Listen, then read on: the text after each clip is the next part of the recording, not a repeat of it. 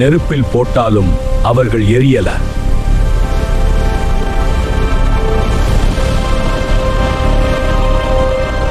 இந்த சம்பவம் பல நூற்றாண்டுகளுக்கு முன்பு பாபிலோன் என்று அழைக்கப்பட்ட பெரிய சாம்ராஜ்யத்தில் நடந்தது. நேபுகாத்நேச்சார் என்ற வலிமைமிக்க மன்னன் அந்த சாம்ராஜ்யத்தை ஆண்டு வந்தான். அவன் பல நாடுகளை போரில் வென்று அங்கிருந்த அறிவும் திறமையும் கொண்ட இளைஞர்களை தன் அரண்மனை வேலைக்காக பாபிலோனுக்கு கொண்டு வருவது வழக்கம். யூதேயாவிலிருந்து கொண்டு வரப்பட்ட இளைஞர்கள்தான் தானியேல், சாத்ராக், மேஷாக், ஆபேத்நேகோ. ஒரு நாள் ராஜா ஒரு பெரிய பொற்சிலையை கட்டினான்.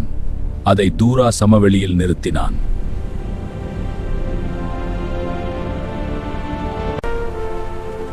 எக்காளம், நாதசுரம், யாழ், வீணை போன்ற இசைக்கருவிகளின் சத்தம் கேட்கும்போது தேசத்தின் அனைத்து மக்களும் அதிகாரிகளும் இந்த சிலைக்கு தலைவணங்கி வழிபட வேண்டும்.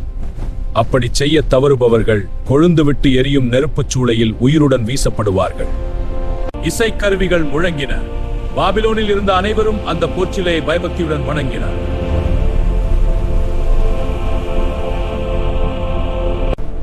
ஆனால் சாத்ராக், மேஷாக், ஆபேத்நேகோ ஆகிய மூவர் மட்டும் தலைவணங்க மறுத்துவிட்டனர்.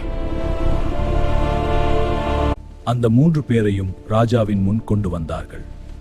நாங்கள் எங்கள் தேவனை தவிர வேறு எதையும் வணங்க மாட்டோம்.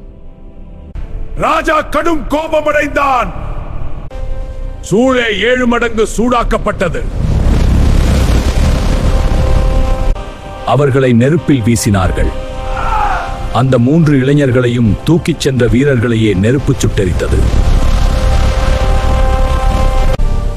அவர்கள் எரியவே இல்லை. அவர்களுடன் 4வது ஒருவர் இருந்தார்.